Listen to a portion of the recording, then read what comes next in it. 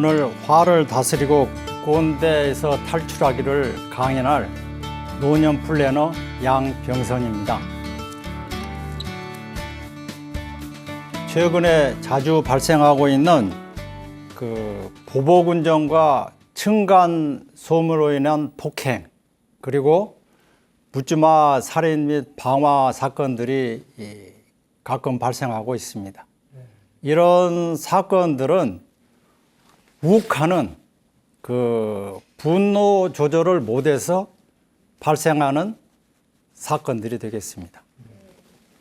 요새 코로나19로 인해서 이렇게 사람들을 거리두기로 만나지 못하고 또 이렇게 집에만 있다 보니까 소위 코로나 블루라는 그러한 우울증과 이러한 또 어떻게 보면은 자기의 분노가 폭발하지 못하고 숨겨져 있었던 것들이 어떤 계기가 됐을 때 폭발하는 겁니다. 분노가 욱하는 것을 감정을 조절하지 못하고 이렇게 폭력을 사용하는 예가 이 그림에서 볼 수가 있어요. 이렇게 갑자기 분노가 나타났을 때 주먹으로 보면은 책상을 내리친다던가 기물을 던진다던가 이럴 때 유리창을 탁 쳐보세요. 그러면은 유리창이 깨지면서 자기 손에 부상 있지 않습니까? 그 다음에 나중에 또 유리창 값을 물어줘야 해요. 이 분노를 다스리지 못해가지고 후회하는 그러한 것을 막기 위해서 우리는 이러한 분노 조절 방법을 연습하는 그러한 것이 필요합니다. 그렇게 함으로써 개인의 생활이 평안하고 또 나라도 이렇게 안정된 세상을 만들 수가 있습니다. 성공적인 노화 이론을 보면은 노년기의 성격 유형을 이렇게 5가지로 이렇게 분류해 보았습니다. 자학형은 지난 인생을 후회하면서 모든 실패 책임을 자기한테 주는 거예요. 그래서 이런 사람들의 이제 형태는 의기소침하거나 우울증을 걸리는 경우가 많습니다. 그리고 이제 분노형은 모든 실패의 원인을 내가 아닌 타인에게 이렇게 책임을 전가하는 거예요. 그렇게 해서 남한테 욕을 하고 또 이렇게 나이 들고 늙는 것을 비관적으로 생각하는 거예요. 그런 사람들이 이제 증상이 화를 잘 내고 이렇게 폭력을 행사하는 경우가 많습니다. 그리고 이제 은둔형은 이제 은퇴 후에 이제 나도 좀 조용히 살아야겠다. 이래서 수동적인 삶을 사는 사람을 말하고, 그 다음에 이제 방어형은 이렇게 이제 나이가 드니까 이게 이제 노쇠함에 따라서 이걸 불안한 거예요. 그러니까 이건 더 열심히 이렇게 행동하고 활동하는, 어떻게 보면은 좀 부지런한 사람이 되겠어요. 그리고 이제 성숙형은 이제 과거에 집착하지 않고 현재가 중요한 거예요. 현재가. 이제 남은 여생이나 죽음에 대해서 그렇게 불안하지 않는 모범적인 형이 되겠습니다. 그러면은 여러분들은 이 중에서 어떤 형에 속하십니까? 저 같은 경우에는 방어형에서 성숙형으로 이렇게 전환 단계에 있습니다. 그렇지만 문제는 여기서 이제 자학형과 분노형이 문제가 되겠습니다. 우리는 먼저 분노에 대한 올바른 이해가 중요합니다. 분노는 외부로부터 어떤 위협을 받거나 이렇게 공격을 받았을 때 이렇게 자기가 적대감을 갖거나 또 불쾌감을 이렇게 표시하는 이 주관적인 그 자기 생각입니다. 네. 이것은 또 모든 사람들의 그 보편적인 감정이에요. 화는 이제 분노보다 더 오래되고 이렇게 억제가 되면은 이제 화로 발전하는 것이죠. 그러면은 그 분노는 나쁜 것일까요? 좋은 것일까요? 분노라는 감정은 나쁘지 않습니다. 자신을 보호하는 생존의 필수적인 원동력이자 그 에너지예요. 에너지.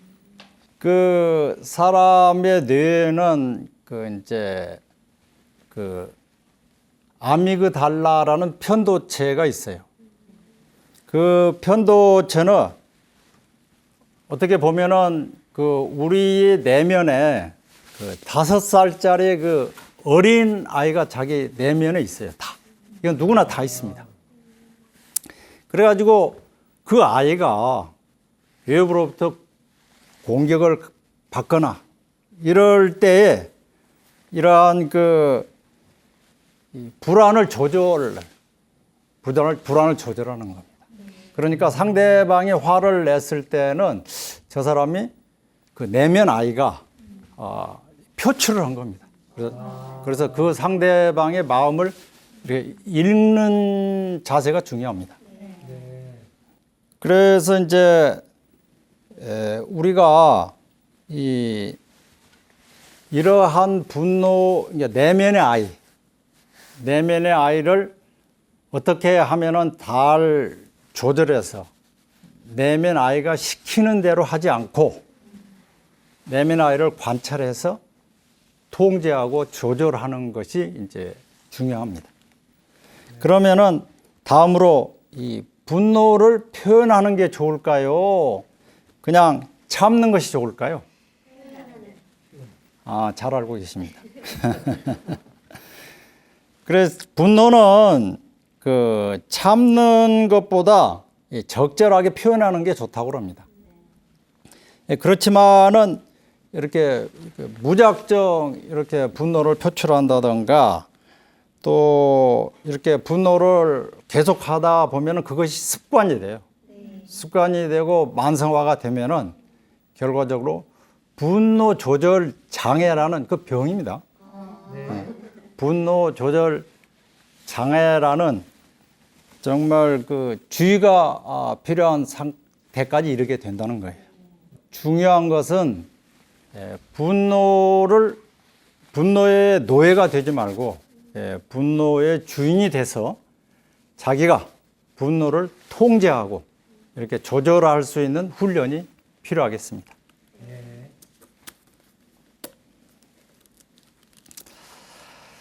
보통 사람들이 이제 그 분노를 일으키는 이렇게 상황들을 간단히 보면은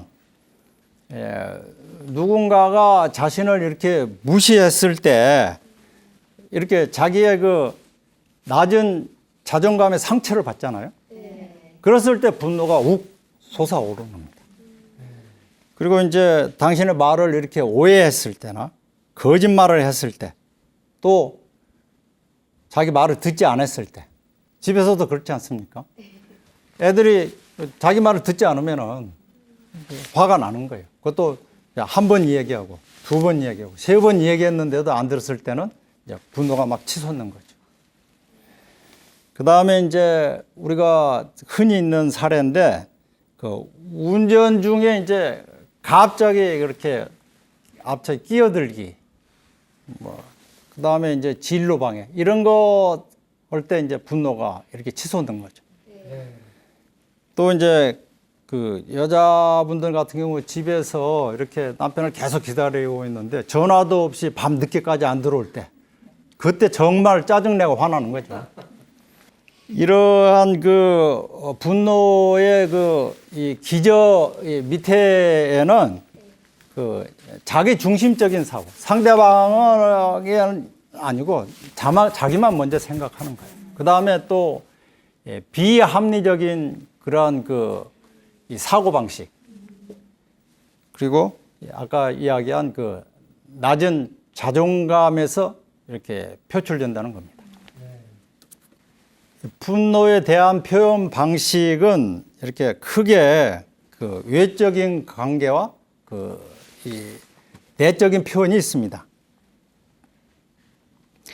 그 분노 사고 사례를 이렇게 하나 이렇게 말씀드리면은, 지난 그 5월 달에 대기업 그 부회장이 이 보복 운전과 폭행 상해로 법원에서 이제 6개월 징역에 2년 집행유예를 받았어요.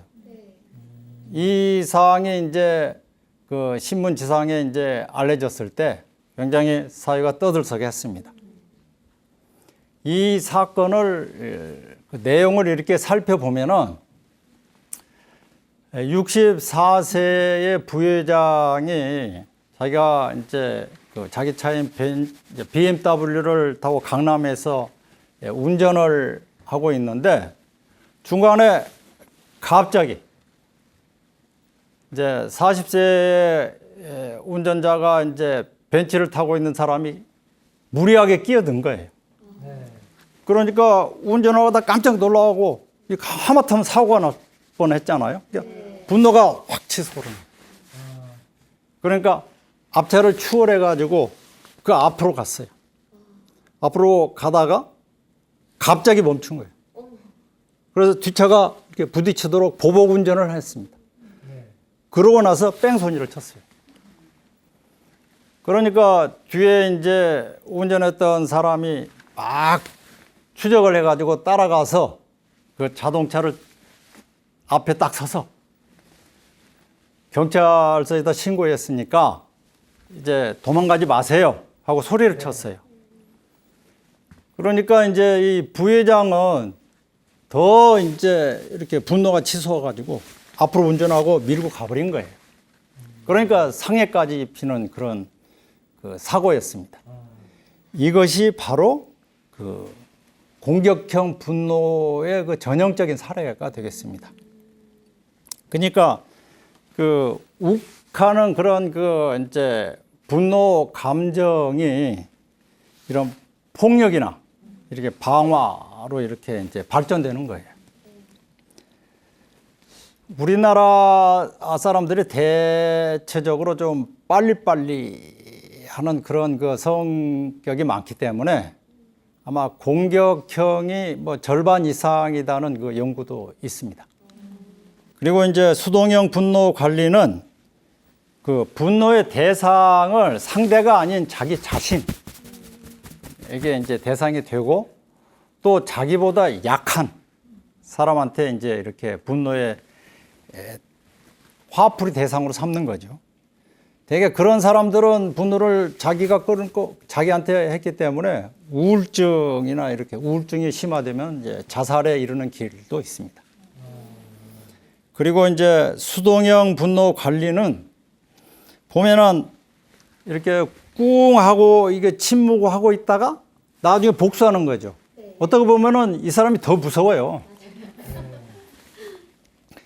이제 마지막에 자기 표현형은 이렇게 분노를 나름대로 잘 조절하면서 이렇게 차분히 의사를 표현하는 그 모범형이 되겠어요.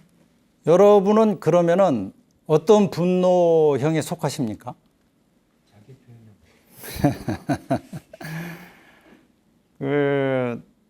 저 같은 경우에는 전에는 이제 공격형이었어요, 공격형. 그래가지고 젊었을 때 이제 그 애들 훈육을 할 때 막 이렇게 이제 제 주장대로 말 안 들으면 뭐라고 혼내고 그랬었는데, 이제는 이제 점차 자기 표현형으로 이렇게 전환 중에 있습니다. 그런데 보면은 사람들이 그 자기가 공격형인가 수동형인가, 자기 그 분노 표출을 자기 마음을 잘 몰라요. 자기 내면 아이를 모르는 거예요. 그러니까 여러분들께서도 이제 분노 자가 테스트를 통해서 자기가 어떤 그런 분노 표현 행위인가를 아는 것이 대단히 중요합니다. 폭력적 이런 분노 표출을 계속 하다 보면은 이것이 습관이 돼가지고 그 악순환의 연속이 됩니다. 그 앨리스의 이제 ABC 분노 관리 이론이 있어요. 보면은 이제 A는 외부에서 액션 이렇게 자극이 오면은 이제 B는 자기의 빌리프, 자기 이제 지금까지 생활했던 그 사고 패턴에 의해서 이제 C, 컨시퀀시 그 결과를 이제 행동을 하는 거예요.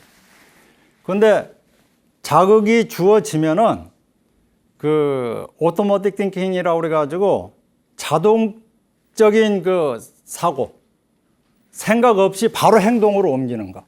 그것이 위험하다는 거예요. 그러니까 자극이 들어오면은 일단은 한번 이것이 무슨 상황인가 여기 인대로 이제 자신의 분노 감정을 한번 느끼고 내가 왜 이렇게 화를 내고 있지? 이렇게 화를 내서는 어떻게 행동해야 하지? 이것을 한번 생각하고 그다음에 행동으로 옮기는 게 이렇게 슬기로운 분노 조절 방법입니다. 그래서 이런 그 분노 조절은 분노라는 것은 누구나 나타나는 감정이기 때문에 이 분노 조절하는 그 훈련이 계속 필요합니다. 분노 조절 실패 사고 사례는 아주 차고 넘쳐요. 아주 많아요. 그래서 욱하는 분노 조절 그런 실패 사례가 이제 조절을 못해 가지고 범죄로 이르는 경우가 많아요. 특히 자주 발생하고 있는 층간 소음이나 보복 운전, 또 뭐 이제 주차 분쟁, 뭐 이거 어떻게 보면 별거 아닌데 이렇게 서로 언쟁이 이제 계속 치솟다 보면은 나중에 살인까지 나는 경우도 가끔 있어요. 다음에는 이제 공공 장소에서 범죄는 뭐 지하철에서 이렇게 일어나는 폭행이나 또 이제 방화 사건 이런 것도 이제 나타나고 요사이 많이 발생하는 것이 이제 그 성추행이나 이 성폭행 사고가 굉장히 사회적으로 문제가 되고 있습니다. 이러한 그 분노 조절 장애는 이렇게 사회 악으로 향하는 뇌관입니다. 뇌관. 그래서 우리 사회가 이 이제 분노 조절 장애에 대해서 개인적이거나 그다음에 사회적으로 많은 관심을 가지고 이렇게 예방하는 데 노력을 많이 기울여야겠습니다.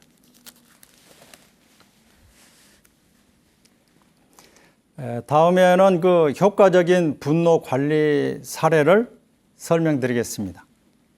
이 상황은 버스 기사와 승용차 운전자가 이렇게 간에 발생하는 그 갈등 상황입니다.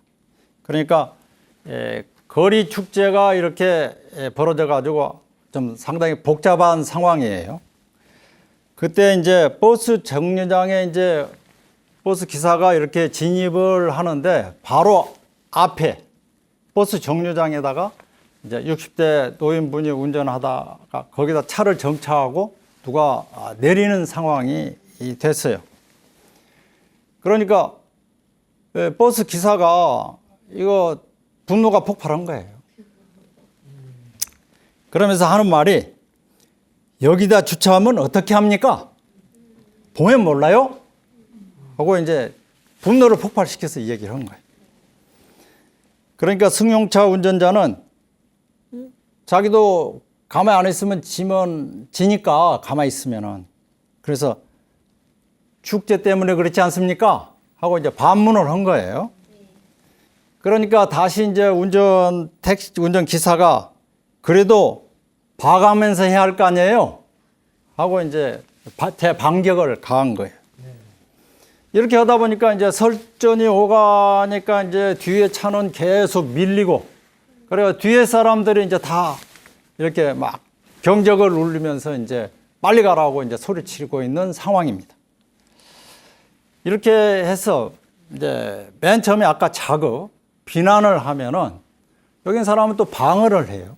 방어를 하면 또 역공격을 하고 또 막공격을 하고 이렇게 해서 계속 갈등은 커가는 상황입니다. 그래서 이제 이러한 그 분노 관리를 효과적으로 하는 방법인 EM 방식의 분노 관리 기법을 한번 소개해 드리겠습니다.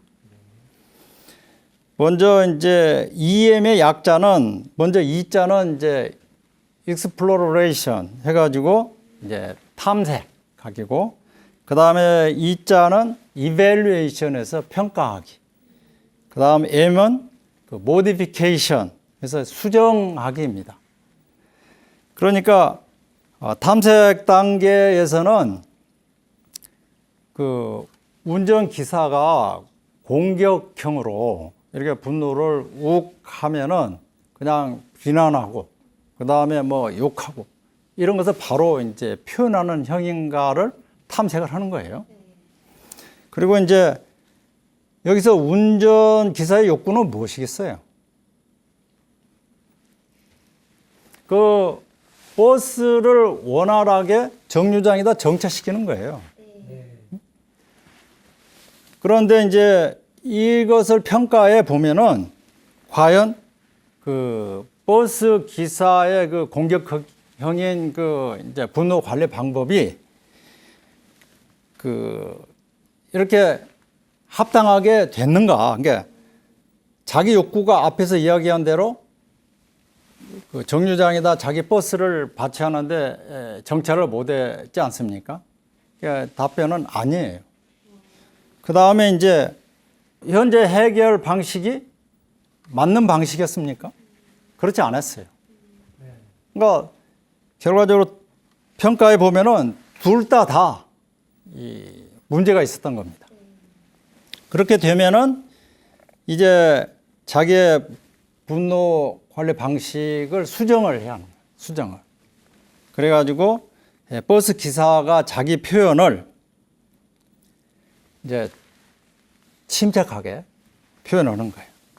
차가 이곳에 세워져 있으니까 버스 정차하기가 힘드네요. 이렇게 이제 잘 얘기를 하는 거예요. 그리고 이제 자기 요구 사항도 이렇게 이제 침착하게 이렇게 설명을 합니다. 다른 곳에다가 정차를 하면 어떨까요?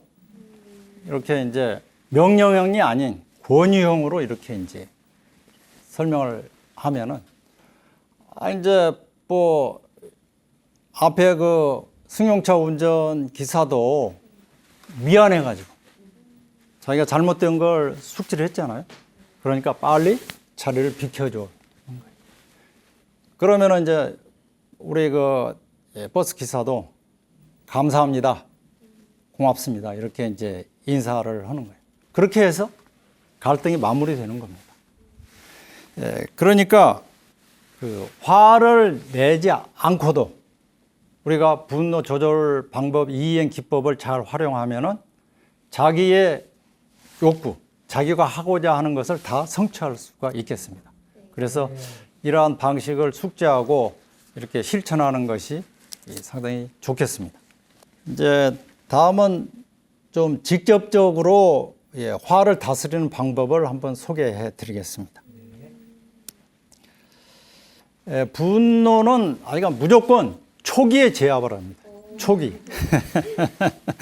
그러니까 욱하고 이렇게 화가 치밀어 오르면은 자기의 생각과 말과 행동을 딱 스탑해야 돼요. 그래서 숫자를 하나, 둘, 셋, 넷, 다섯 이렇게 천천히 10까지 세는 거예요. 그렇게 한 30초가 지나면은 이제 화가 관리되는 겁니다. 여러분, 그 화라는 것은, 분노라는 것은 불꽃과 같아요, 불꽃. 활활 타는 불꽃과 같아요. 그러니까 그 불에다가 부채질을 한다던가 바람을 불지 않고 가만히 놔두면은 스스로 사그라드는 겁니다. 그래서 이 30초 화관리가 중요합니다. 예, 그런 후에는 이제 앞에서 했던 그 분노관리 EM 기법을 활용해 가지고 자기의 욕구 사항을 해결하는 거예요. 그러니까 탐색하고 평가하고 수정을 해 가지고 이렇게 분노를 잘 조절해서 해결하는 겁니다. 근데 여기서 중요한 것은 그게 다 이렇게 통하지 않아요. 그러니까 그 분노를 통제할 수 있는 분노인가, 통제할 수 없는 분노인가를 잘 이제 상황 파악을 해야겠죠. 이제 분노를 이렇게 가만히 보니까 통제할 수 있다. 그러면 아까 이제 이행 기법을 활용해 가지고 이제 표현을 한다든가 도움을 요청하면 되고, 도저히 자기가 이거 이제 열을 너무 받아가지고 이게 내 분노를 관리할 수 없다. 그러면 그 자리를 피하는 게 제일 상책입니다. 다음은 이제 그 화의 악순환을 끊는 기술입니다. 보면은 이제 화를 자주 내는 사람들은 그 모든 것을 그 당위적이고 그 완벽주의적인 그 사고방식을 갖고 있어요. 그래서 그런 사고방식을 가능하면은 소망적이고 좀 유연한 사고방식으로 바꿔야 합니다. 또 모든 것을 아까 제가 말씀드린 그 내면의 아미그달라라는 내면 아이가 있잖아요. 내면 아이가 시킨 대로 극단적이고 그 이렇게 부정적인 언행을 막 뱉어서는 안 돼요. 그러면은 어차피 상대방도 또 똑같이 나오기 때문에 그걸 삼가해야 합니다. 상대방을 기본적으로 아까 제가 말씀드린 대로 화를 냈을 때는 다 이유가 있어요. 저 사람이 왜 화를 냈지? 가지고 상대방을 이렇게 이해하고 존중하는 마음가짐을 가져야 하고, 또 다 사람들은 자기 마음하고 똑같지 않습니다. 그러니까 다른 사람과의 그 차이를 인정하는 자세, 이거 중요하겠습니다. 그래서 홧김에 하는 행동은 무조건 나중에 후회한다 하는 것을 아주 명심해 가지고 화가 치솟으면은 그것을 이렇게 잘 조정하려고 이렇게 다스리라고 하는 마음이 중요합니다. 요 다음은 이제 요새 그 사회적으로 분노를 유발시키는 이제 꼰대에 대해서 한번 알아보겠습니다. 꼰대라는 그 용어를 사전에서 찾아보면은 자기의 생각과 방식이 옳다고 여기는 권위주의자라고 이렇게 나와 있어요. 이게 영어 사전에도 올라가 있어요, 이제. 그러면 이제 여기서 꼰대 유형의 이제 9가지를 한번 알아보면은 먼저 이제 독불장군형입니다. 독불장군형. 그러니까 뭐 시대가 이렇게 변했지만은 자기가 생각하는 것이 정답이다. 그리고 다른 사람 다 틀리다. 이렇게 생각하는 사람이 이제 독불장군형이고, 그 다음에 이제 갑질 오너형은 공사를 구분을 못해요. 그래가지고 공적인 자리에서도 이렇게 개인적으로 이렇게 막 심부름을 시키고 이렇게 갑질하는 사람을 되게 이제 갑질형으로 오너형으로 이야기하고, 그 다음에 이제 골목대장형은 뭐 잘 알죠. 시키면 시킨 대로 해라. 그래가지고 무슨 일을 강요하는 형을 말하고 있습니다. 참전용사형은 뭐 제일 많이 쓰는 거예요. 나 때는 말이야. 하면서 이제 자기의 무용담을 이렇게 막 잔소리로 얘기하는 걸 좋아하는 사람이 이제 참전용사형이고, 자칭면토형은 좀 배운 사람들이 이제 많습니다. 그러니까 상대가 자기한테 뭘 조언을 해달라고 요청도 안 했는데 자기가 뭐 조언하고 막 충고하고 비평하고 또 가르치기를 좋아하는 사람이 있어요. 근데 요즘 젊은 사람들은 그거 제일 싫어합니다. 다음에 이제 동네 반장형은 뭐 이렇게 만나면 너 결혼했냐? 네 가족 수가 얼마야? 네 뭐 한 달에 그 월급 얼마 받지? 이런 것들을 시시콜콜 물어보는 사람.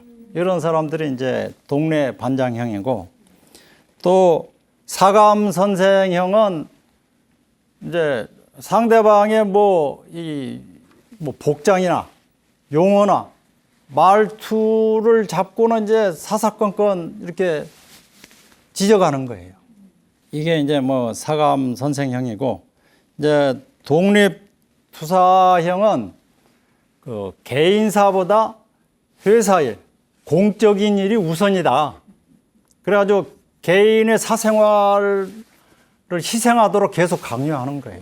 이게 이제 독립투사형이고, 이제 나르시스형은 자기의 뭐 부나 자기가 이제 뭐 인맥이나 뭐 이런 걸 이제 과시하면서 이렇게 나타나는 형. 이게 이제 나르시스형이 되겠어요.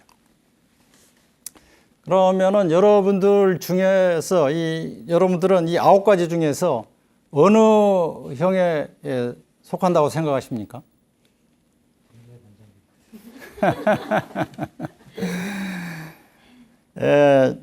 저 같은 경우에는 이제 옛날에는 좀 독불 장군형이었어요. 그러다가 좀 이제 좀 많이 반성을 하고, 요새는 그래도 아직도 이 자칭 멘토형하고 약간 자랑질을 하는 나르시스형입니다. 그래서 아직도 저는 이제 꼰대에서 탈출하려고 계속 노력하고 있습니다. 그러면은 다음에는 제가 그 제작한 다큐멘터리 그 꼰대 탈출의 길을 한번 시청하시겠습니다. 저는 69세 할아버지 양병선입니다. 저의 인생의 제2의 목표는 어른다운 어른, 존경받는 어른이 되는 것이었습니다. 그런데 갑자기 꼰대라는 숨은 장애물이 나타났어요. 양 선생님은 조금 경직되시고 권위주의적이시죠? 당신은 말이 많고 지시만 하는 꼰대 중에 꼰대예요. 나이가 들었다고 해서 무조건 꼰대가 되는 것은 아니라고 생각했는데, 옆에 있는 사람들이 자꾸 꼰대라고 하니까 제가 꼰대인가 아닌가 꼰대 자가진단 테스트로 한번 체크해 보았습니다. 꼰대 자가진단 결과 총 15개 항목 중에 저는 5개 항목에 해당되어 잠재적 꼰대거나 꼰대의 싹이 트고 있다고 확인되었습니다. 이제 확실히 저에게 꼰대주의보가 발령되었습니다. 위례 인생학교 시니어 회원 10명을 대상으로 계단 오르기 단체 꼰대 테스트를 해보았습니다. 1번, 사람을 만나면 나이부터 확인하고 나보다 어린 사람에게는 반말을 한다.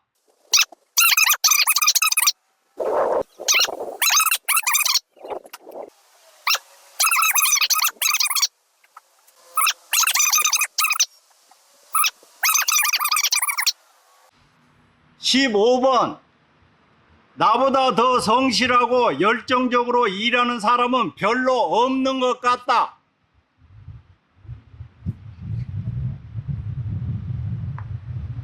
본인이 꼰대라고 생각하세요? 아니요. 저는 어떤 때는 꼰대인 것 같고 또 어떤 때는 아닌 것 같기도 해요. 나는 꼰대가 아니라고 생각하는데요. 아니요. 저는 절대로 제가 꼰대라는 생각은 안 하고 있거든요. 꼰대가 될 수밖에 없는 태생적인 게 있는 것 같아요. 왜 그러냐면은 학교 다닐 때 그 삼강어린의 장유유서 이런 거 배웠잖아요. 이렇게 많은 사람들이 자기는 꼰대가 아니라고 주장하지만 2019년 설문조사 결과를 보면 주변에 꼰대가 65%가 있다고 답할 정도로 저를 포함해 많은 꼰대들이 존재하고 있는 것을 확인할 수 있습니다. 우리가 살아온 세상은 틀이 정해진 세상, 고진감래가 통하는 세상이었어요. 학교 졸업해서 취업하고 결혼해서 가장이 되어 열심히 살아왔을 뿐인데 요즘 젊은 사람들은 우리를 꼰대라고 불러요. 세상이 참 많이 변했어요. 너무 많이 변했어요. 오늘 또 나는 꼰대들을 만난다. 거의 매일 만나서 익숙한 모습이지만 그들을 만날 때마다 도통 적응이 되지 않는다.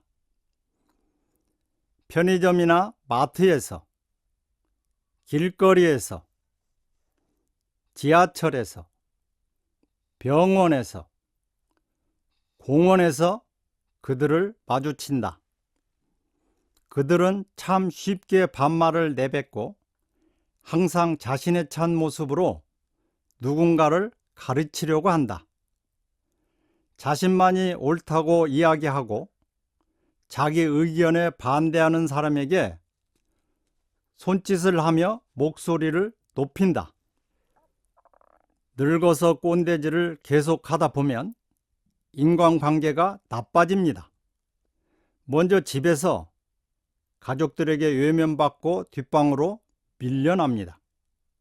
밖에서는 친구들에게 왕따를 당해서 결국에는 외톨이가 됩니다.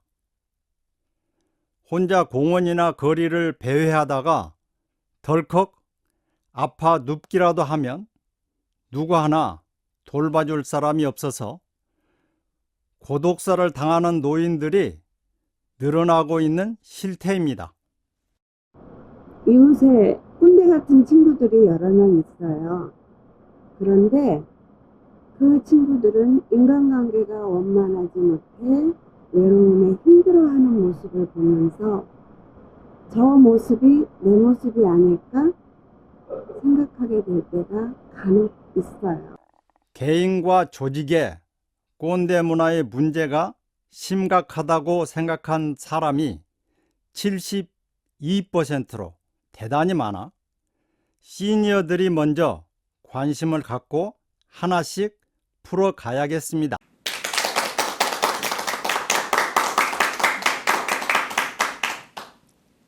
잘 보셨습니까? 네. 다음에는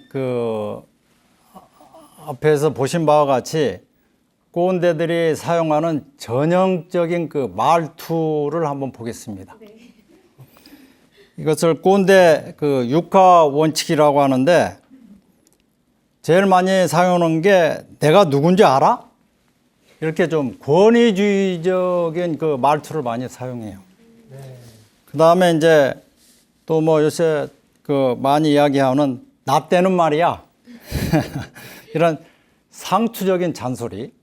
그러니까 요새 용어로 나 때는 말이야. 이래가지고 라떼이스 호스라는 이런 농담까지 생겼어요. 그 다음에 어디서 감히 내가 뭘 안다고 이렇게 상대방의 말을 이렇게 끊어버리는 형. 그 다음에 그걸 내가 왜 해? 이렇게 하면서 이 특권의식을 발동하는 거예요. 그리고 어떻게 감히 나한테 이럴 수 있어? 이렇게 이제 말을 하는 경우가 있습니다. 그러니까 사람들이 이렇게 생활하면서 표현하는 것은 어투입니다. 어투.